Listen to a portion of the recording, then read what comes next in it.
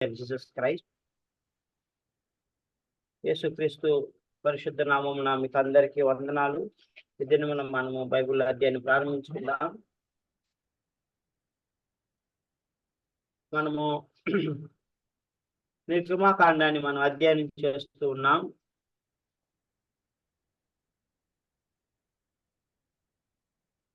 నిర్గమాకాండంలో మనము నిర్గమాకాండాన్ని ఐగుప్తు నుంచి ఇజ్రాయేల్ ప్రజలు నిష్క్రమించటం, ఆ తర్వాత వారి యొక్క అరణ్య యాత్రను గురించి తెలియచేస్తుందని మనం చూసుకున్నాం. దీన్ని మనం అర్థం చేసుకోవడానికై 3 భాగాలుగా విభజించుకున్నాం. మొదటి భాగము బాండేజ్ అనగా బానిసత్వము. మొదటి అధ్యాయం నుంచి 11వ అధ్యాయం వరకు ఇందులో 3 విషయాలు ఉన్నాయి. బానిసత్వము, అణిచివేత, మోషే యొక్క పిలుపు, మరియు దేవుడైన యెహోవా ఐగుప్తు దేవతల మీదకి తీసుకొచ్చినటువంటి తీర్పు. రెండవ భాగంలో మనము విమోచన గురించి చూసుకుంటాం. 12వ అధ్యాయం నుంచి 18వ అధ్యాయం వరకు ఇందులో పస్కా బలి, ఇజ్రాయేల్ ప్రజలు ఐగుప్తుని విడిచి వారు బయలుదేరటం, ఎర్ర సముద్రాన్ని దాటడం, మారా అనేటువంటి చేదైనటువంటి పొలంలో నుంచి మధురమైనటువంటి నీటిని దేవుడు అనుగ్రహించటం, వారు భుజించటానికే మన్నాను మరియు పూరీళ్ల పక్షులను దేవుడు అనుగ్రహించటం, మరి బండ నుండి మధురమైన జలాన్ని దేవుడు ఇవ్వడం, అమాలేకీయుల మీద జయము, తన మామ అయినటువంటి ఇత్రోని కలుసుకోవడం, 70 మంది నాయకులను న్యాయాధిపతులను మోషే కింద నియమించడం మనం చూస్తాం. సో 3వ భాగానికి వచ్చినట్లయితే ప్రత్యక్షత, రెవల్యూషన్. దేవుడు తను తాను ఇజ్రాయేల్ ప్రజలకు ప్రత్యక్షపరచుకోవడం మరియు ప్రత్యక్ష గుడారమును వారికి అనుగ్రహించి ఆ యొక్క ప్రత్యక్ష గుడారము ద్వారా ఇజ్రాయేల్ ప్రజలకు తను తాను బయలుపరచుకోవడం మనం చూస్తాం. ఇందులో సీనాయి పర్వతం మీద దేవుని మహిమ వారికి కనబడడం, తర్వాత మోషేకు దేవుడు 10 ఆజ్ఞలను, అదేవిధంగా నైతిక సూత్రాలను, సివిల్ లాస్ను ఇవ్వడం మనం చూస్తాము.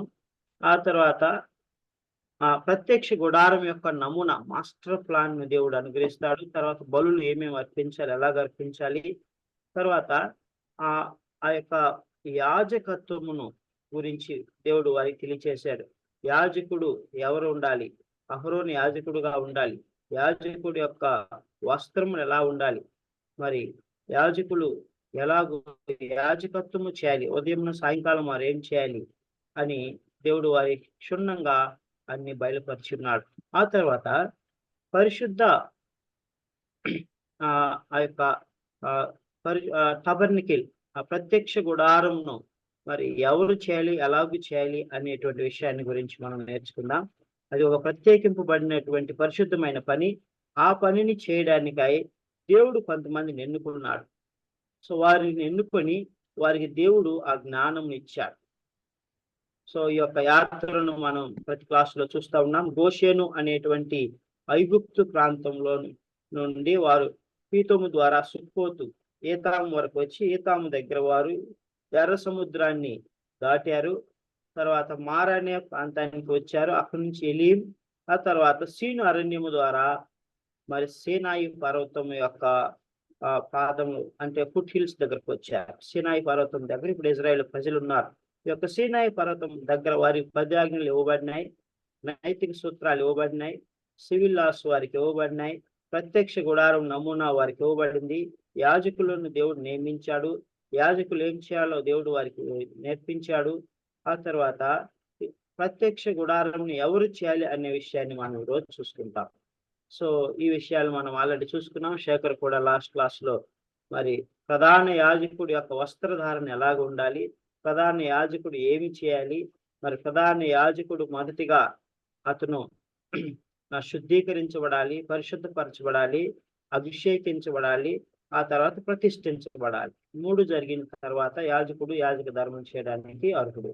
సో తర్వాత 31వ అధ్యాయంలోనికి మనం వచ్చినట్లయితే ప్రత్యక్ష గుడారమును మరి చేయడానికై, ప్రత్యక్ష గుడారమును అమర్చడానికై దేవుడు 2 వ్యక్తులను ఎన్నుకున్నాడు. దేవుడు 2 వ్యక్తులను ఎన్నుకున్నాడు. ఈ యొక్క 31వ అధ్యాయం చాలా ప్రత్యేకమైనటువంటి అధ్యాయము. ఈ యొక్క అధ్యాయంలో ఈ యొక్క 2 వ్యక్తులు, మొట్టమొదటి వ్యక్తి బెసాలేల్ అని తెలుగులో ఉంటది. సో ఈ యొక్క బెసలేల్ అనేటువంటి వ్యక్తి మరియు అహోలియాబ్ అనేటువంటి ఇద్దరు వ్యక్తులను దేవుడు ఎన్నుకున్నాడు. ఎన్నుకొని వారికి జ్ఞానమును, తెలివిని, వివేచన అనుగ్రహించాడు. చూడండి 31వ అధ్యాయము మొదటి వచనం 2వ వచనం మనం చదువుకుందాం. 31వ అధ్యాయము 1, 2 వచనాలు చదువుకుందాం. నిర్గమకాండం 31వ అధ్యాయం 1, 2 వచనాలు.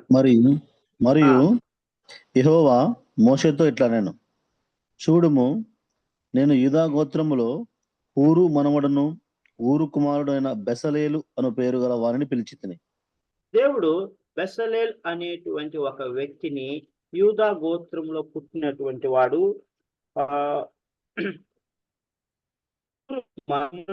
ఊరు కుమారుడునైన బెసలేలును దేవుడు ఎన్నుకున్నాడు. సో దేవుడు తన యొక్క పరిశుద్ధ పనిని చేయించడానికై ఆ యొక్క పరిశుద్ధ ఆ యొక్క మందిరమును, అంటే పాత నిబంధన గ్రంథంలో ప్రత్యక్ష గుడారమును టాబర్నికిల్లో నియమించడానికై దేవుడు మరి పిలుచుకున్నాడు, ఏర్పరచుకున్నాడు. ఎందుకంటే సాధారణంగా అందరూ చేసేటువంటి పని కాదు, అది పరిశుద్ధమైన పని. అది పరిశుద్ధమైన పని కాబట్టి దేవుని యొద్ద నుండి అభిషేకం పొందినటువంటి వారు మాత్రం ఆ పని చేయాలి. సో ఈయన ఎన్నుకున్నాడు. ఎందుకు ఆయన ఎన్నుకున్నాడు చూడండి, 3వ వచనము నుంచి 5, 3, 4, 5. విచిత్రమైన పనులను కల్పించుటకును, బంగారుతోను వెండితోను ఇత్తడితోను పనిచేయుటకును, పొదుగుటకై రత్నములను స్నానబెట్టుటకై కర్రను కోసి చెక్కుటకును, సమస్త విధములైన పనులను చేయుటకును, జ్ఞాన విద్యా వివేకములను సమస్తమైన పనులను నేర్పును వానికి కలుగునట్లు వానిని దేవుని ఆత్మ పూర్ణునిగా చేసి ఉన్నాను. సో ఇక్కడ దేవుడు మరి కొన్ని ప్రత్యేకమైనటువంటి పనులు ఉన్నాయి. ఒకటి విచిత్రమైన పనులు కల్పించడానికై, రెండవది బంగారంతోను వెండితోను ఇత్తడితోను ఇత్తడితో కూడినటువంటి పనులు చేయాలి. తర్వాత రత్నములు పొదగాలి, వాటిని సానబెట్టాలి, కర్రను కోసి చెక్కి మరి ఆ యొక్క ప్రత్యక్ష గుడారాన్ని అమర్చాలి.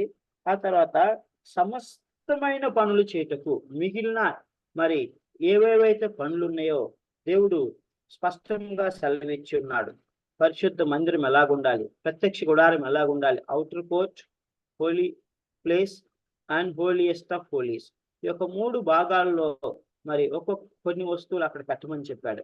సో వాటన్నిటిని కూడా ఎలాగూ చేయాలి, ఏ విధంగా బంగారంతో వాటిని పొదగాలి, అతి పరిశుద్ధ స్థలంలో ఉన్నటువంటి సన్నిధి రొట్టెల బల్ల, మందసము, ఆ తర్వాత ఆ యొక్క కెరూబులు, సో వాటన్నిటిని కూడా అమర్చాలో, ఏ విధంగా బంగారంతో పొదగాలో దేవుడు స్పష్టంగా సెలవిచ్చున్నాడు. సో ఆ విధంగా వాటిని అన్నిటినీ చేయడానికై, విచిత్రమైన పనులు చేయడానికి, బంగారము వెండి ఇత్తడితో పనిచేయటకు, మరి రత్నాలను పొదగడానికి, కర్రను కోసి చెక్కుటకును, సమస్త విధములైన పనులను చేయుటకును, జ్ఞాన విద్య వివేకములను సమస్తమైన పని నేర్పును వారికి కలుగునట్లు వానిని దేవుని ఆత్మపూర్ణునిగా చేసి ఉన్నాను. ప్రియమైనటువంటి దేవుని బిడ్డ, here God is anointing with this man Bezalel with wisdom, understanding, knowledge in all manner of workmanship. So ప్రత్యక్ష గుడారం నిర్మించడానికి కావలసినటువంటి జ్ఞానమును, తెలివిని, వివేచనను, మరి అన్ని సకల విధములైనటువంటి పనితనమును దేవుడు బెసలేలుకు అనుగ్రహించి ఏం చేశాడు, దాన్ని చేయమని చెప్పాడు. వానిని ఆత్మపూర్ణునిగా చేశానని అంటున్నాడు. So God has filled him with the spirit of God and anointed him and put extraordinary wisdom, understanding, knowledge and all manner of workmanship. So అది పరిశుద్ధమైన మందిరం కాబట్టి దాన్ని చేయడానికి సమస్త జ్ఞానం ఆయన అనుగ్రహించి ఉన్నాడు. ఆ విధముగా ఈ యొక్క వ్యక్తిని ఎన్నుకున్నాడు. ప్రియమైనటువంటి దేవుని బిడ్డలారా, మరి రెండవ వ్యక్తి మనం చూసినట్లయితే ఆయన అహోలియాబ్. సో అదే అధ్యాయంలో మనకి 6వ వచనంలో మనం చదువుకుంటాం. 31:6. మరియు నేను దాను గోత్రములోని అహీసామాకు కుమారుడైన అహోలీయాబును అతనికి తోడు చేసింది. నేను నీకు ఆజ్ఞాపించినవన్నీ చేయనట్లు జ్ఞాన హృదయులందరి హృదయములలో జ్ఞానమును ఉంచి ఉన్నాను. సో దేవుడు అతనికి సహాయకుడుగా మరొక వ్యక్తిని ఎన్నుకుంటున్నాడు. ఆయన దాను వంశమునకు చెందినటువంటి ఐసమాకు కుమారుడైనటువంటి అహోలియాబ్. సో ఈ యొక్క అహోలియాబు అనేటువంటి వ్యక్తికి కూడా దేవుడు జ్ఞానంనిచ్చి ఉన్నాడు. సో తన హృదయంలో మరి ఆ పనిముట్లు చేయడానికి కావలసినటువంటి తలంపులన్నిటిని కూడా ఇచ్చి ఉన్నాడు. ఏమంటున్నాడు? నేను నీకు ఆజ్ఞాపించినవన్నీ చేయనట్లు జ్ఞాన హృదయములందరి హృదయములలో జ్ఞానమును ఉంచి ఉన్నాను. సో ఎలాగైతే బెసలేల్ను ముఖ్యునిగా ఉంచి అభిషేకించాడో, మరి జ్ఞానముతో నింపాడో, ఆయన ఎలాగైతే ఆత్మపూర్ణునిగా చేసి ఉన్నాడో, అలాగనే అహోలియాబును కూడా దేవుడు అతనికి తోడు చేసి అతను కూడా అభిషేకించాడు. సో వీరిరువురిని కూడా ఆయన ఏం చేశాడు? దేవుడు ఎన్నుకున్నాడు. ఎన్నుకొని వారికి జ్ఞానమును తెలివిని అనుగ్రహించి ఉన్నాడు. వారి హృదయములో ఆ యొక్క తలంపులను, దేవుని యొక్క ఆలోచనలను ఉంచి ఉన్నాడు. సో ఈ విధముగా దేవుడు ఇద్దరు వ్యక్తులను ఎన్నుకొని ఆ ప్రత్యక్ష గుడారమును వారు నిర్మించడానికి వారు పనిచేస్తారు. ప్రియమైనటువంటి దేవుని బిడ్డలారా, here what we see the work of God, hand of God in this incidents. So మనము దేవుని యొక్క ఆజ్ఞలను మొదలుకొని నైతిక సూత్రాలు మొదలుకొని దేవుడు రాతి పాలకులను తన చేయి చేత రాసిచ్చినది మొదలుకొని ఇప్పటి వరకు మరి యొక్క ప్రత్యక్ష గుడారం నమూనా ఇవ్వడం వరకు కూడా మనం చూసినట్లయితే everywhere God's hand is there. Everywhere God is speaking to them clearly and God himself giving them guidelines and giving them instructions. దేవుడే స్వయముగా మరి సమస్తమును ఇజ్రాయేలు ప్రజలకు బోధిస్తూ నేర్పిస్తూ వారికి మరి అన్ని చెప్తూ వస్తూ ఉన్నాడు.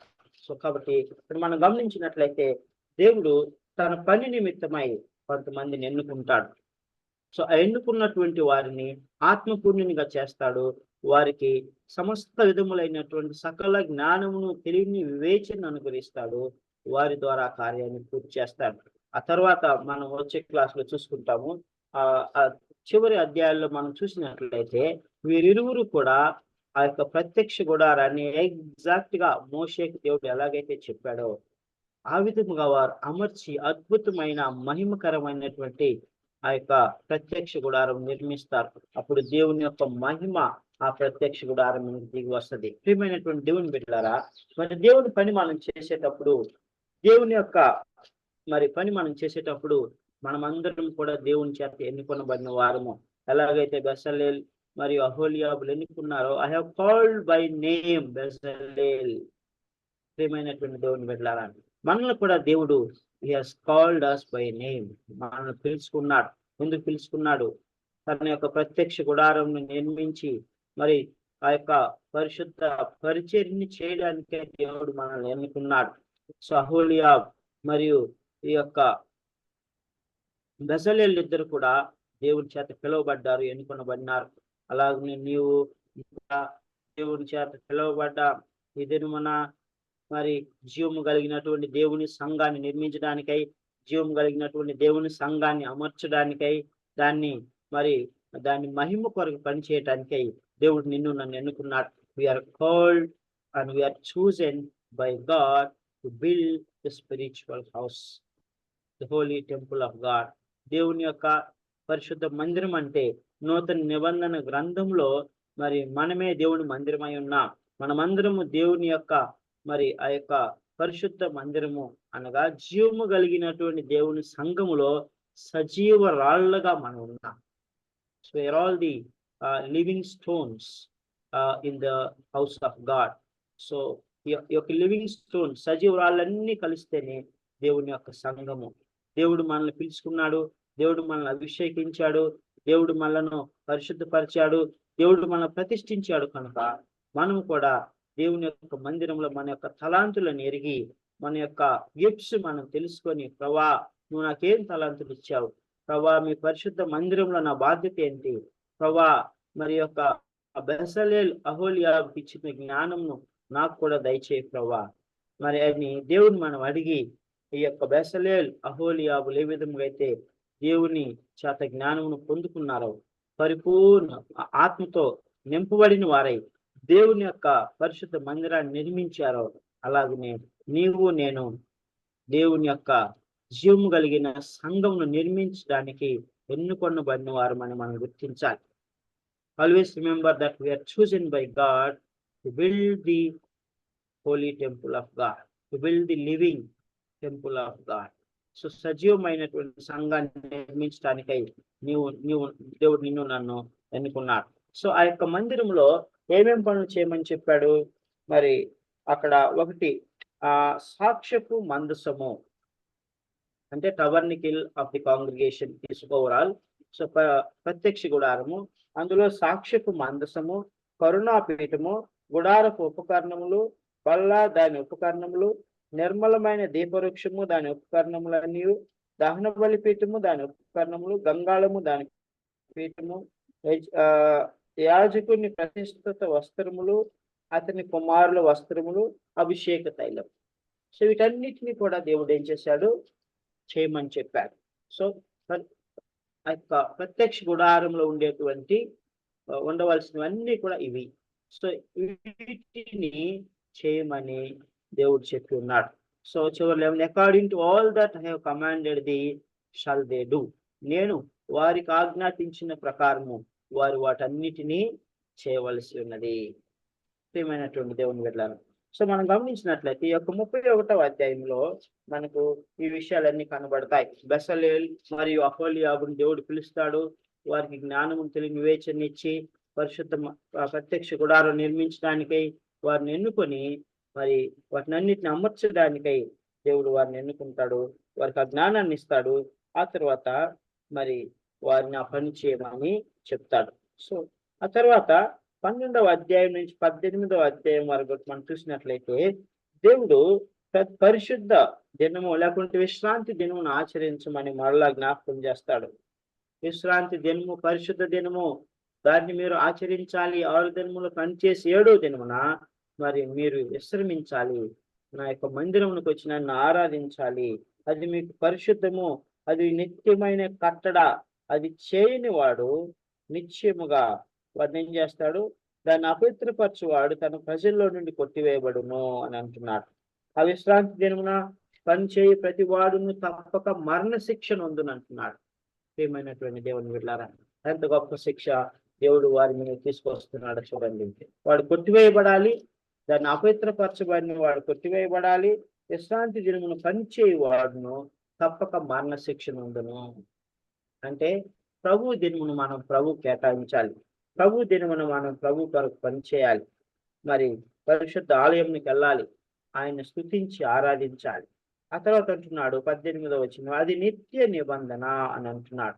తరతరములకు అది నిత్య నిబంధన, అది ఇశ్రాయేలీయులకు నాకును ఎల్లప్పుడూ ఒక గుర్తై ఉండును అంటున్నాడు. So it is a sign between Israel and their God. So ఆ విధంగా దేవుడు వారికి ఆజ్ఞాపించాడు. తర్వాత 18వ వచనం చదవండి.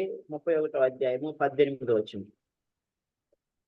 మరియు ఆయన సీనాయి కొండ మీద మోషేతో మాట్లాడటం సాధించిన తరువాత ఆయన తన శాసనములు గల 2 పలకలను, అనగా దేవుని వ్రేలితో వ్రాయబడిన రాతి పలకలను అతనికి ఇచ్చాను. సో శాసనములు గల 2 పలకలను, అనగా దేవుని వ్రేలితో రాయబడిన రాతి పలకలను మోషేకి ఇచ్చెను. సో కొండ మీద మోషేతో చాలించిన తర్వాత, సో మోషేతో మాట్లాడడం చాలించి దేవుడు ఏం చేశాడు? 2 రాతి పలకలు ఇచ్చాడు. దానికి 2 వైపులా రాయబడి ఉన్నాయి. సో దేవుని వ్రేలితో రాయబడిన రాతి పలకలు.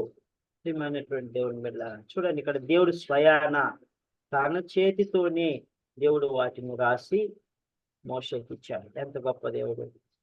ప్రియమైనటువంటి దేవుని బిడ్డ, మనం పాటించేటువంటి జీవ గ్రంథము, మనము చదువుకునేటువంటి యొక్క పరిశుద్ధ గ్రంథము దేవుని రాత చేత రాయబడినది. తర్వాత కొత్త నిబంధన కూడా మనం చూసినట్లయితే భక్తులు రాసినటువంటి యొక్క పరిశుద్ధ గ్రంథం ఏంటంటే దేవుని వద్ద నుంచి నేరుగా మనం పొందుకున్నటువంటిది. కాబట్టి ప్రియమైనటువంటి దేవుని వల్ల we have to take it very seriously. It is not written by any man, it is not written by any vice man. అది ఏదో జ్ఞానవంతులు తెలియగలిగినటువంటి వారు మిగతా మతాల్లో ఉన్నటువంటి గ్రంథాలను రాసినట్లుగా ఇది రాయబడలేదు. పరిశుద్ధ ఆత్మ చేత ప్రేరేపింపబడి పరిశుద్ధ దైవ గ్రంథము ఆదికాండం నుంచి ప్రకటన గ్రంథం వరకు వివిధ కాలాలలో భక్తులు ప్రవక్తలు వారు దేవుని ఆత్మ చేత ప్రేరేపింపబడి క్రోనలాజికల్ ఆర్డర్ లో సీక్వెన్షియల్ గా రాయబడి ఉన్నది. ప్రియమైనటువంటి దేవుని వల్ల దేవుని వద్ద నుంచి దేవుడి చేరాతతో రాసినటువంటి ఆజ్ఞలను దేవుడు ఇజ్రాయేల్ ప్రజలకు ఇచ్చాడు. ఎంత గొప్ప ధన్యులు, వారికి ఎంత గొప్ప ధన్యత, ఇది గొప్ప బాధ్యత. సో ఆ తర్వాత మనం 32వ అధ్యాయంలోనికి వచ్చినట్లయితే మరి ఇజ్రాయేలు ప్రజలు విగ్రహారాధికులై భ్రష్టులైపోతారు. అప్పటి వరకు అద్భుత కార్యాలను చూశారు, దేవుని మహిమను చూశారు. ప్రభా నువ్వేం చెప్తే మనం అది చేస్తాం, మేము తప్పిపోము, తప్పకుండా మీరు చెప్పింది పాటిస్తామని నొక్కి ఒక్కడి నుంచి ముమ్మారు చెప్పి ఉన్నారు. అయితే 32వ అధ్యాయంలో మొదటి వచనాన్ని మనం చూసినట్లయితే మనకు అక్కడ అర్థమవుతుంది. మోషే కొండ దిగకుండా తడవ చేయుట ప్రజలు చూసినప్పుడు ఆ ప్రజలు అహరోను యొద్దకు కూడి వచ్చి, లెమ్ము మా ముందర నడుచుటకు ఒక దేవతను మా కొరకు చేయము, ఐగుప్తులో నుండి మమ్మను రప్పించిన మోషే అనువాడు ఏమాయనో మాకు తెలియదని అతనితో చెప్పిరి. So Moses delayed coming to the people. He was still lingering on the Mount Sinai. So ఇజ్రాయేలుకు ఒక ఆలోచన వచ్చింది, ఈ మోషే ఏమయ్యాడో మనకు తెలియదు, ఐగుప్తులను మనం అయితే ఎక్కడి వరకు నడిపించి అక్కడ మనం వదిలేసి వెళ్ళిపోయాడు, మోషే చనిపోయాడేమో, మోషే దూరదేశానికి వెళ్ళిపోయాడేమో, we do not know. So మనల్ని ఇక్కడి నుంచి నడిపించడానికి మనకు ఒకళ్ళు కావాలి. కాబట్టి వారందరూ అహరోను దగ్గరికి వచ్చి, అహరోను మోషే ఏమయ్యాడో మాకు తెలియదు, నీకు తెలుసా అన్నారు. అహరోను మాకు తెలియదు అన్నారు. అప్పుడు వారు వెంటనే ఏమన్నారంటే, మరి మా ముందర నడిచిపోవడానికై మమ్మను నడిపించడానికే ఒక బంగారు దూడను చేయమన్నారు. అప్పుడు అహరోను ఏమన్నాడంటే, మీ యొక్క చెవులకు ఉన్నటువంటి స్త్రీలకు, పురుషులకు, పిల్లలకు, పెద్దలకు ఉన్నటువంటి బంగారు ఆభరణాలు తీసుకురండి, వాటినన్నిటిని కూడా నేను పొదిగి ఒక బంగారు దూడను చేస్తానని అంటాడు. ఆ విధంగా వారు తీసుకొచ్చి ఇచ్చినప్పుడు వాటిని తగరము చేసి ఒక బంగారు దూడను ఎవరు చేస్తారు? అహరోను చేస్తాడు. వాస్తవానికి చేసేసి అహరోను ఏమంటాడంటే, రేపటి దినమున మనం బలులు అర్పించి మరి మనం పండుగగా వేడుకగా దాన్ని ఆచరిద్దాం, దాన్ని చేద్దాము అని అంటారు. ఆ విధముగా వారు ఆ బంగారు దూడను చేసి మరుసటి దినమున బలులు అర్పించి, దహన బలులు అర్పించి వారు ఏం చేస్తూ ఉంటారు?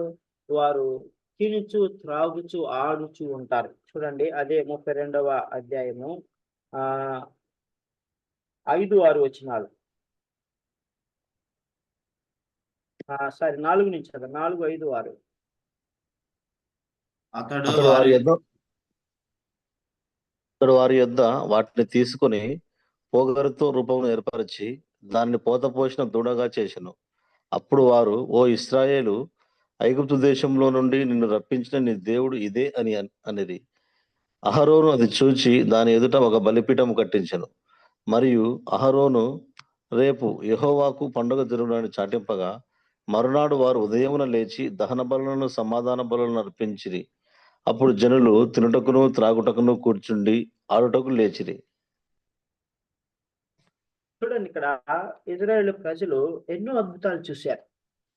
ఐగుప్తులో 10 తెగుళ్ళను చూశారు, తర్వాత ఎర్ర సముద్రం పాయలవటం చూశారు. ఆ తర్వాత ఇజ్రాయేల్ ప్రజలు మారా అనే ప్రాంతంలో చేదైన నీరు మధురమైన జలంగా మారటం చూశారు. అక్కడి నుంచి బండ నుండి మధురమైన జలం వచ్చింది. సో ఎన్నో చూశారు. దేవుని మహిమను సీనాయి పర్వతం మీద చూసి, దేవా యెహోవా, మేము మిమ్మల్ని చూడలేము, నువ్వు మాతో మాట్లాడిన మేము చనిపోదు, మోషేతో మాట్లాడు, మోషే మాకు చెప్తాడు, మీరు చెప్పినవన్నీ పాటిస్తామని ఒప్పుకున్నారు. 3 సార్లు మీ ఆజ్ఞలు మేము పాటిస్తాం, మీరు ఎలా చెప్తే మేము అలాగనే నడుచుకుంటామని ఒప్పుకున్నారు. దేవుని యొక్క అగ్ని సీనాయి పర్వతమైన మండుచు ఉండటం చూశారు, అన్నీ చూశారు. But at Israel turned away from God. Israel ప్రజలు దేవుని నుండి తొలగిపోయారు. కాబట్టి దేవునికి అక్కడ బహు రౌద్రం వస్తుంది, కోపం వస్తుంది. అప్పుడు మోషే ఆ యొక్క పర్వతంను దిగి మోషేకి చెప్తాడు దేవుడు, మోషే నువ్వు దిగి వెళ్ళుము, మరి ఐగుప్తు నుండి నీవు రప్పించిన నీ ప్రజలు చెడిపోయిరి అని అంటాడు. సో వారికి నియమించిన త్రావు నుండి త్వరగా తొలగిపోయి తమ కొరకు పోత పోసిన దూడను చేసుకొని దాన్ని సాగిల పడి బలి నర్పించి, ఓ ఇజ్రాయేలు, ఐగుప్తు దేశం నుండి రప్పించిన నీ దేవుడు ఇదే అని చెప్పుకొనిరన్నారు. బంగారు దూడను చేసి ఇదే నేను ఐగుప్తు నుంచి రప్పించింది అని చెప్తా ఉన్నారు. ప్రియమైనటువంటి దేవుని వెళ్ళారా, వాస్తవానికి మోషే సీనాయి పర్వతం పైకి వెళ్ళక ముందు ఇద్దరు వ్యక్తులకు బాధ్యత అప్పగించి వెళ్ళాడు. ఇజ్రాయేల్ ప్రజలకు ఏమైనా వ్యాజ్యం ఉన్న యెడల వారు అహరోను యొద్దకును హూరు యొద్దకును వెళ్ళి వారి వ్యాజ్యము తీర్చుకునవలెను, వారు మీకు న్యాయం తీరుస్తారు, నేను దేవుని యొద్దకు వెళ్తున్నానని చెప్పి వెళ్ళాడు. అయితే అదే అహరోను ఏం చేయాలి? అదే అహరోను దేవుని యొద్ద కనిపెట్టి దేవుని యొక్క ఆజ్ఞను పొందుకొని దేవుని మరి కృప కొరకు వేడుకొని ప్రజలకు న్యాయం తీర్చవలసింది వదిలేసేసి వారి విగ్రహాన్ని చేయమంటే విగ్రహాన్ని చేశాడు. ఆ తర్వాత వారిని విడిచిపెట్టేశాడు. ప్రియమైనటువంటి దేవుని బిడ్డలారా, this is what we need to learn here. So దేవుడు అప్పగించినటువంటి పనిని మనం నిర్లక్ష్యం చేయకూడదు. దేవుడు అప్పగించినటువంటి బాధ్యతను మనము కేర్లెస్ గా ఉండి విడిచిపెట్టకూడదు. దానికి పాటి వదిలేసి మన పనులు మనం చూసుకుంటూ అలక్ష్యంగా నిర్లక్ష్యంగా ఉన్నప్పుడు ప్రజలు భయంకరమైనటువంటి పాపంలోనికి వెళ్ళిపోతారు. దానికి బాధ్యులు మనమే అవుతాం. ప్రియమైనటువంటి దేవుని బిడ్డలారా, దేవుని సంఘంలో, జీవము కలిగిన దేవుని సంఘంలో, దేవుని మందిరంలో ఎక్కడైనా సరే నీకు నాకు అప్పగించబడినటువంటి బాధ్యతలు ఏమైనా ఉన్నప్పుడు మనం వాటిని తప్పక నెరవేర్చవలసి ఉన్నది. వాటిని నిర్లక్ష్యం చేయకూడదు, వాటిని విడిచిపెట్టకూడదు. దేవుడే చెప్తున్నాడు, అహరోనుకు బాధ్యత అప్పగిస్తే అహరోను వారిని విడిచిపెట్టనేలా, వారిని పూర్తిగా మరి మర్చిపోనేలా, వారి పాటికి వారిని కంప్లీట్ గా ఎందుకు విడిచిపెట్టాడు అని దేవుడు అంటాడు. ప్రియమైనటువంటి దేవుని బిడ్డలారా, are we serious about the responsibilities given to us in the house of God? దేవుడు మనకు పరిశుద్ధ మందిరంలో మనకు అప్పగించినటువంటి బాధ్యతలను మనం చేయటంలో మనం బాధ్యత కలిగి ఉన్నామా? సీరియస్ గా ఉన్నామా?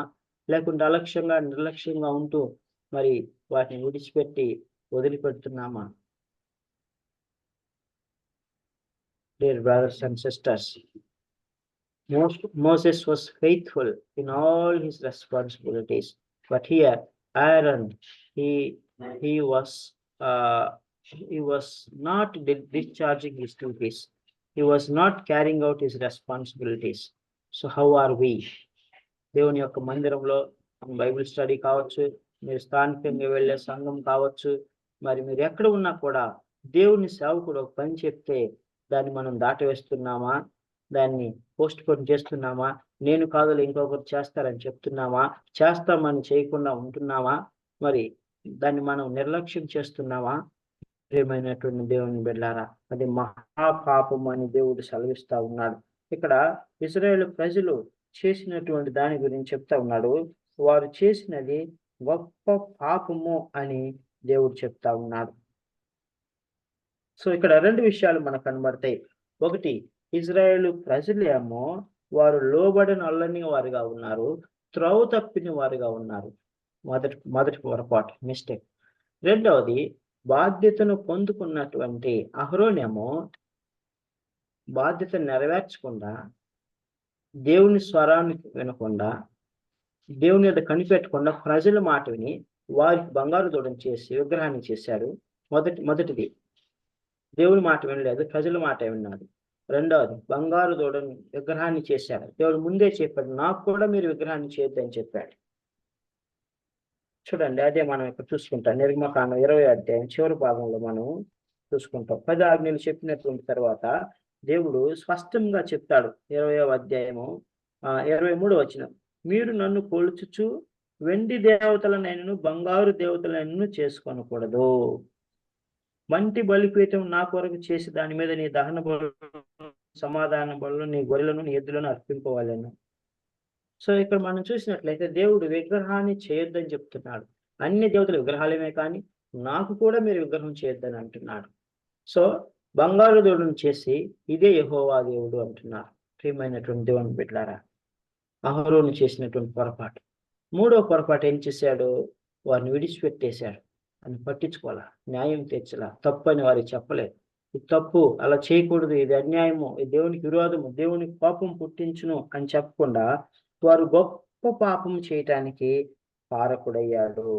ప్రియమైనటువంటి దేవుని బిడ్డలారా, చూడండి. సో దేవునితో నడిచేటువంటి, దేవుని మోషేతో కూడా ఉండి నడుస్తూ ఉన్నటువంటి అహరోనే ఎలాంటి పాపము పొరపాట్లు చేశాడు, గొప్ప పాపమును కారణమయ్యాడు అని వాక్యం సెలవిస్తా ఉన్నది. ప్రియమైనటువంటి దేవుని బిడ్డలారా, అప్పుడు మోషే కిందకు వచ్చి మోషే మరి అడిగాడు, అహరోను నీకు బాధ్యత అప్పగించి చెప్పాను కదా, నువ్వెందుకు అలాగ చేసావని అంటాడు. ఫస్ట్ మోషే ఏం చేస్తాడంటే ఆ రాతి పలకలను, దేవుడిచ్చిన రాతి పలకలను పగలగొట్టేసి కోపం వచ్చేసేసి వాటిని పగలగొట్టేసేసి ఆ బంగారు దూడను దాన్ని తుత్తునీలుగా చేసి దాన్ని కాల్చి బూడిద చేసి దాని మీద నీళ్లు చల్లి ఆ నీళ్లు ఇజ్రాయెల్ ప్రజలకు తాపిస్తాడు. ఎందుకు బంగారు దూడను కాల్చి బూడిద చేశాడంటే దాని నామరూపాలు లేకుండా చేసేసాడు. మరి ఎన్నడూ అది వారికి కనబడకూడదు, వారు మరి ఎన్నడూ అలాంటి పొరపాటు చేయకూడదు, దాన్ని తీసుకెళ్ళి ఎక్కడైనా పడేస్తే మళ్ళా వెళ్ళి చూస్తారేమో అని చెప్పేసి మోషే దాన్ని మరి కాల్చి వేసి బూడిద చేసేసి నీళ్లు పోసి మరి ఆ నీళ్లను వారిని తాగించాడు. ప్రియమైనటువంటి దేవుని బిడ్డలారా, అది దేనికి సాదృశ్యంగా ఉందంటే మన జీవితంలో ఏదైనా పొరపాటు చేస్తే ఆ పాపమును సమూలముగా నిర్మూలించడానికి సాదృశ్యంగా ఉన్నది, నామరూపాలు లేకుండా చేయడానికి సాదృశ్యంగా ఉన్నది. సో మన జీవితంలో కూడా అలాగనే మనం చేయాలి. ఒకవేళ ఏదైనా పొరపాటు జరిగినట్లయితే మోషే ఎలాగూ చేశాడో అలాగనే చేయాలి.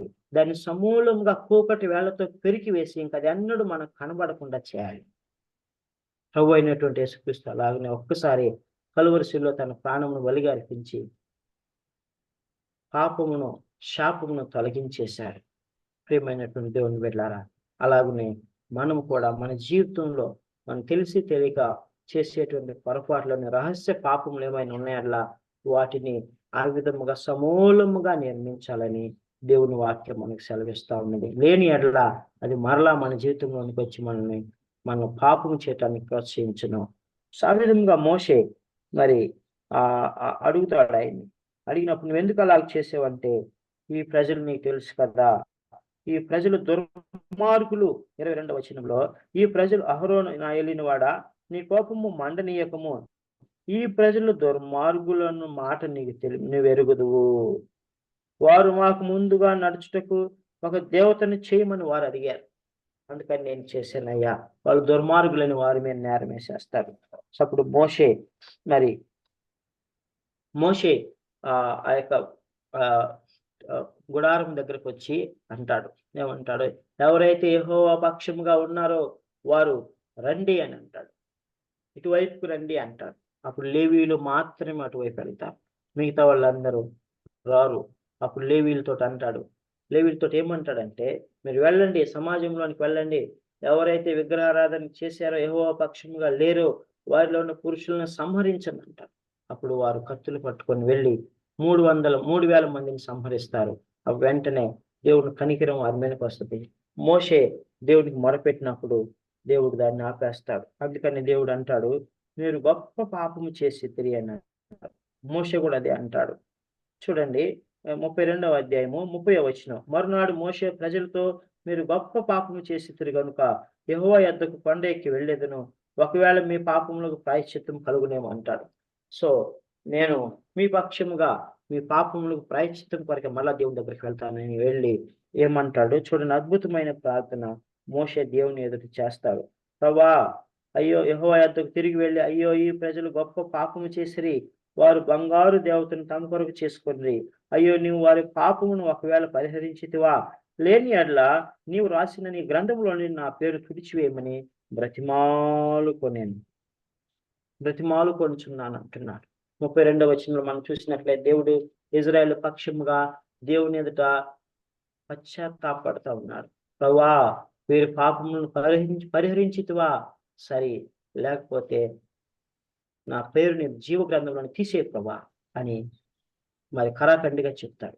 ప్రియమైనటువంటి దేవుని బిడ్డలారా, దేవుడు ఇజ్రాయేల్ ప్రజలకు మధ్యస్థంగా ఉంటున్నాడు. ఇజ్రాయేల్ ప్రజల కొరకు విలాపిస్తూ ఉన్నాడు. ప్రాయశ్చిత్తం కొరకు వేడుకుంటున్నాడు. ప్రభువా, వారి పాపాలు క్షమించి, వారిని మరలా సరిచేసి, వారిని బ్రతికించు, వారిని నడిపించు, లేకపోతే నన్ను చంపే అంటున్నాడు.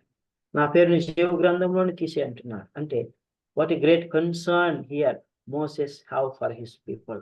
That's what we understand. మోషే తన ప్రజల ఎడల తనకి ఎంత ప్రేమ ఉన్నదో, ఎంత బాధ్యత ఉన్నదో, ఎంత మరి రెస్పాన్సిబిలిటీ ఉన్నదో మనకి ఇక్కడ కనబడతా ఉంది. వారు పాపం చేశారు, ప్రభావ వారిని చనిపోని అని అనలేదు. Let them be killed, let all of them be perished whoever did idol worship, whoever ate, drank and rose up to play. ఎవరైతే తినుచు త్రాగుచు ఆడుటకు లేచారో వారందరూ నశింపజే ప్రభావంగా, ప్రభా వారిని క్షమించండి సాష్టాంగపడ్డాడు. అప్పుడు దేవుడు మరి మోషేతో అంటున్నాడు, ఎవడైతే పాపము చేస్తాడో వాడి పేరు నేను జీవ గ్రంథంలోకి విడిచివేస్తాను, నీ పేరును కాదు. పాపము చేసిన వాడు ఉండడానికి లేదు అని దేవుడు స్పష్టంగా చెప్తాడు. సో ఆ విధంగా దేవుడు వారిని దేవుడు మోషే ప్రార్థన బట్టి ఇజ్రాయేల్ పాపం క్షమించి పరిహరించి అప్పుడు మోషే అంటాడు, దేవుడు అంటాడు, నీవు వెళ్ళి నీతో చెప్పిన చోటికి ప్రజలను నడిపించుమో అని అంటాడు. సో నేను వచ్చి దినమున వారి పాపమును వారి మీదకి రప్పించేదనని మోషేతో చెప్పాడు. సో ఆ విధముగా వారు బంగారు దూడను చేసుకున్నందుకు దేవుడు వారిని బాధ పెట్టాడు. ఆ తర్వాత 33వ వచనంలోనికి మనం వచ్చినట్లయితే 33వ అధ్యాయం 33వ అధ్యాయంలోనికి వచ్చినట్లయితే మోషే చేసిన ప్రార్థన బట్టి దేవుడు వారిని క్షమించంటాడు. మోషే, నీవు ఐగుప్తులో తోడుకొని వచ్చిన ప్రజలను బయలుదేరి నేను అబ్రహాముతో, ఇస్సాకుతో, యాకోబుతో ప్రమాణం చేసి నీ సంతానమునకు దీన్ని ఇచ్చేదనని చెప్పిన పాలు తేనెలు ప్రవహించి దేశం లేచిపోండి అంటాడు. చూడండి, ఇక్కడ చాలా దేవుడి యొక్క కోపం కొంచెం చల్లారుతుంది, అయితే పూర్తిగా చల్లారదు. అంటాడు, మీరు వెళ్ళండి, అయితే నేను మీతో కూడా రానంటాడు. ఏమంటాడు? మీరు వెళ్ళండి, నేను మీతో కూడా రాను. మీరు పాలు తేనెలు ప్రవహించి దేశానికి వెళ్ళండి, మిమ్మల్ని నడిపిస్తా. అయితే ముందు మేఘస్తంభం, అగ్నిస్తంభం ఉన్న రీతిగా నేను ముందుగా మీకు నడవను. ఎందుకంటే నాకు కోపం వచ్చి ఏ క్షణంలో నేను మిమ్మల్ని నశింప చేస్తానని భయం అని దేవుడు మరి చెప్తాడు. అప్పుడు చెప్పినప్పుడు మోషే మరలా విజ్ఞాపన ప్రార్థన చేస్తాడు, ఇంటర్సెసరీ ప్రేయర్స్ చేస్తాడు. సో ఏమని చేస్తాడంటే, దేవా, నా ప్రభువా, ఇజ్రాయేల్ ప్రజలను ఐగుప్తులోని నీ బాహుబలం చేత నువ్వు బయటికి రప్పించిన తర్వాత ఈ అరణ్యంలో, ఈ కొండ ప్రాంతంలో నువ్వు వీరిని నశింపు చేస్తే అన్య జనులు అనుకుంటారు వారి దేవుడు వీరిని కొండ ప్రాంతంలో చంపేయడానికి ఇక్కడి నుంచి తీసుకువెళ్ళాడు అని చెప్పుకుంటారు. ఇప్పటి వరకు వారి దేవుడు గొప్ప దేవుడు, వారి పక్షము నుండి మరి బానిసత్వం నుండి విడిపించాడు, ఐగుప్తీలను శిక్షించి ఇజ్రాయేల్ ప్రజలను విడిపించి ఆశీర్వదించాడని చెప్పుకుంటున్నారు. ప్రభా, ఒకవేళ నువ్వు ఎలాగూ చేసినట్లయితే మాకు ముందుగా నువ్వు నడవకపోతే, నువ్వు మా మధ్యన ఉండకపోతే మేమందరం నశించిపోతాం. అప్పుడు అన్ని జనులు నవ్వుతారు. ప్రభు, అలాగ చేయొద్దు, మీ నా మహిమార్థమై మమ్మల్ని క్షమించి మమ్మల్ని నడిపించని అంటాడు. మొదటిది. రెండవది ఏమంటాడంటే నీ 13వ వచనం 30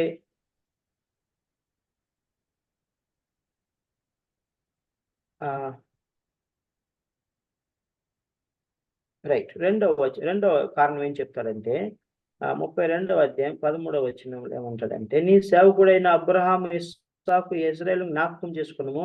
నీవు వారితో ఆకాశ నక్షత్రములను మీ సంతానం అభివృద్ధి చేసి నేను చెప్పి నీ సమస్త భూమిని మీ సంతానం మీకు ఇచ్చేదనని నిరంతరము దానికి హక్కుదారులు మగుదమని వారితో నీతోడని ప్రమాణం చేసి చెప్పి నువ్వు ప్రమాణం చేసావు ప్రభువా, అబ్రహాము, ఇస్సాకు, ఇజ్రాయేలుతో ఆ భూమిని స్వాస్థ్యంగా ఇస్తానన్నా, ఆ దేశాన్ని స్వాస్థ్యంగా ఇస్తాను, పాలు తేళ్లు ప్రవహించే దేశాన్ని ఇస్తానన్నావు. ఆ ప్రమాణాన్ని జ్ఞాపకం చేసుకుని ఇజ్రాయేల్ ప్రజలను క్షమించంటాడు. ఆ విధముగా మోషే ఇజ్రాయేల్ పక్షంగా మరి ఉన్నప్పుడు దేవుడు మరలా ఏమంటాడు, సరే నేను మీకు ముందుగా వెళ్తాను, మరి మీరు వెళ్ళండి, బయలుదేరండి అని చెప్తాడు. అయితే మోషే అడుగుతాడు, ప్రభా, నీ మహిమను నాకు చూపించు ప్రభా అంటాడు. నీ మహిమను మిమ్మల్ని చూడాలి ప్రభు అని అడుగుతాడు. దేవుడు అంటాడు, నువ్వు నన్ను చూడలేవు, నువ్వు చూస్తే నువ్వు బ్రతకలేవు, నువ్వు చనిపోతావు. అయితే నువ్వు ఒక బండ సందులో నువ్వు ఉండు, నేను నీకు ముందుగా పోతూ నా చేయి అడ్డం పెట్టుకుని నేను ముందుకు వెళ్తాను. నా ముఖాన్ని నా యొక్క ఆ ముఖాన్ని నువ్వు చూడలేవు. వెనుక భాగంలో ఉన్నట్టు నా మహిమను నువ్వు చూస్తావు, వెనుక వైపు చూస్తావు అని చెప్పి దేవుడు అలాగ ముందుగా వెళ్తాడు. మోషే వెనక నుంచి దేవుడు మహిమను చూస్తాడు.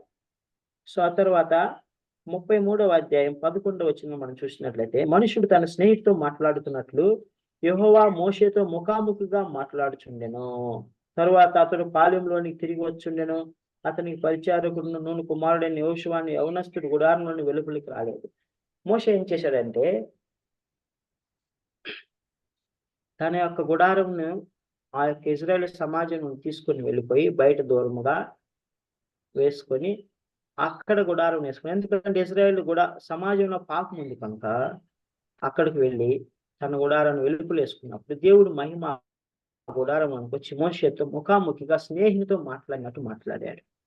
ఎంత గొప్ప భాగ్యం, ఎంత గొప్ప ధన్యత, ఎంత గొప్ప ఆధిక్యత. సృష్టికర్త అయిన దేవుడు, దేవాతి దేవుడు మోషేని స్నేహితునిగా చేసుకొని, మనం ఎలాగైతే ఇప్పుడు ఆన్లైన్లో ఒకరితో ఒకరు మాట్లాడుకుంటున్నాం, ఫోన్లో ఒకరితో ఒకరు మాట్లాడుకుంటున్నాం, ఆఫీసులో సబార్డినేట్స్తో, కుటుంబంలో భార్యాభర్తలు పిల్లలతో ఎలా సంభాషించుకుంటారు, అలాగున దేవుడు మోషేతో సంభాషిస్తూ ఉన్నారు. అంత గొప్ప భాగ్యాన్ని మోషే సంపాదించుకున్నాడు. ప్రియమైనటువంటి దేవుని బిడ్డలారా, మనం కూడా దేవునికి నమ్మకమైనటువంటి బల మంచి దాసులుగా ఉన్నట్లయితే దేవుడు మనతోటి మరి స్నేహితునిలాగా ముఖాముఖిగా ఆయన వాక్యం ద్వారా మనతో మాట్లాడతారు. తద్వారా మనం బలపరచబడతాం. ఆ తర్వాత మోషే ఆ దేవుని మహిమ చూస్తాడు. ఆ విధముగా 33వ అధ్యాయంలో ఈ విషయాలు మనం చూసుకుంటాం. సో 34వ అధ్యాయానికి మనం వచ్చినట్లయితే, మరి ఇక్కడ దేవుడు కానానులోనికి ప్రవేశించే ముందు మరొకసారి వారికి సూచనలు చేస్తా ఉన్నాడు. తర్వాత మోషే రాతి పలకలను పగలగొట్టాడు కదా. సో రాతి పలకలను మోషే పగలగొట్టాడు. చూడండి, మొట్టమొదటి చేసినటువంటి పలకలు దేవుడే పలకలను చేసి దేవుడే తన చేరాత చేత వాటిని రాసిచ్చాడు. మోషే పలకలను పగలగొట్టాడు కాబట్టి మోషేకి దేవుడు చెప్తాడు, నువ్వే పలకలు తయారు చేసుకుంటా, ఈ సైజులో రాతి పలకలు తయారు చేసుకుంటా, నేను మరలా రాస్తాను అంటాడు. ఆ విధంగా దేవుడు రాసి వానికి మోషేకి ఇస్తాడు. సో ఉదయం మోషే సిద్ధపడి సినాయి కొండ మీదకి శిఖరానికి ఎక్కిపోతాడు, ఆ 2 పలకలను చెక్కుని. సో అప్పుడు దేవుడు వాటి మీద రాసి వాటిని మరలా ఇస్తాడు. సో ఆ విధముగా దేవుడు కనికరాన్ని పొందుకుంటాడు. దయను దీర్ఘశాంతమును మోషే పొందుకొని ఇజ్రాయేలు ప్రజలు క్షమించబడి వారికి ప్రాయశ్చిత్తం చేయబడి మరి దేవునితో సమాధాన పడతారు. అప్పుడు దేవుడు సమాధాన పడిన తర్వాత మాత్రమే దేవుడు వారికి చెప్తాడు, మీరు కానానులోకి వెళ్ళినప్పుడు మరి మీతో ఒక నిబంధన చేయుచున్నాను. అదేంటంటే భూమి మీద ఎక్కడా చేయబడిన అద్భుతాలు మీ మధ్య నేను చేస్తాను అని చెప్తున్నాను. మొట్టమొదటిది ఏంటంట, భూమి మీద ఎక్కడా చేయబడిన అద్భుతాలు మీ మధ్య నేను చేస్తాను అని అంటున్నాడు. సో మీ నడుమునున్న ప్రజలందరూ యెహోవా కార్యములను చూసేదరు. నెంబర్ 2, నేను నీ ఎడల చేయబోను భయంకరమైనది అని చెప్తా ఉన్నారు. అంటే కని విని ఎరుగని రీతిలో అద్భుత కార్యాలు మీ మధ్య నేను చేస్తానంటున్నాను. అయితే దేవుడు ఏమంటున్నాడు, నేను నీకు ఆజ్ఞాపించినన్నిటిని అనుసరించి నడుచుకోను అని అంటున్నాడు. తర్వాత కనానీయులందరినీ వెళ్ళగొట్టుము అని అంటున్నాడు. నువ్వు ఆ దేశంకి వెళ్ళిన తర్వాత కనానీయులని వెళ్ళగొట్టుము. తర్వాత నీవు ఎక్కడికి ఆ దేశ వాసులతో నిబంధన చేసుకోకూడకుండా జాగ్రత్త పడమంటున్నాడు. అన్ని జనులతో వెయ్యబొందొద్దు, ఒకవేళ అది నీకు ఉరి కావచ్చును అంటున్నాడు. ద్వితీయోపదేశ కాండంలో కూడా ఏ మాటలు చెప్తారు, మీరు వారి బలిపీఠములను పడగొట్టి వారి బొమ్మలను పగలగొట్టి వారి దేవతా స్తంభములను పడగొట్టవలెను, దేవునికి నమస్కారం చేయవద్దు అని చెప్తున్నారు. ఆ దేశపు నివాసులతో నిబంధన చేసుకోవద్దు. వారి దేవతలతో వ్యభిచరించి ఆ దేవతలకు బలు అర్పించి ఒకడు నిన్ను పిలిచిన ఎడల నీవు వాని ద్రవ్యమును తినకుండా జాగ్రత్త పడము అంటున్నారు. సో వారు ఇచ్చిన దాన్ని తినొద్దు, వారి విగ్రహాలకు నువ్వు పూజించవద్దు అంటున్నారు. నీవు వారితో వియ్యమందకూడదు అంటున్నాడు. కోత కోసిన దేవతలను చేసుకోనకూడదు అంటున్నాడు. పస్కాను ఆచరించమంటున్నాడు. పొంగని రొట్టెల పండుగను, పులిని రొట్టెల పండుగను వారం రోజులు పాటించమంటున్నాడు. ప్రతి తొలిచూలు పిల్లయు నాది, అంటే మొట్టమొదటిది నాది అంటున్నాడు. సో 7వ దినమును విశ్రమింపమంటున్నాడు. దున్ను కాలమందైన కోయి కాలమందైనను విశ్రాంతి దినం నీకు ఎంత పని ఉన్నా సరే విశ్రాంతి దినం అది ఎంత బిజీ పని అయినా సరే, దున్ను కాలమందైన కోయి కాలమందు ఉన్నా కూడా విశ్రాంతి దినాన్ని నువ్వు మేరవద్దు. నువ్వు మీరితే నువ్వు మరణం ఉంటావు అంటున్నాడు. ప్రథమ ఫలము తేవలను, ముమ్మారు మీరు సమాజంగా కూడుకొని సంవత్సరముకు ముమ్మారు నీ దేవుడైన యెహోవా సన్నిధిన కనబడవలెను అంటున్నాడు. సో ఈ విధంగా వారికి దేవుడు 34వ అధ్యాయంలో కానానులోని ప్రవేశించిన తర్వాత వారు చేయవలసిన వాటిని వారికి తెలియచేస్తూ ఉన్నాడు.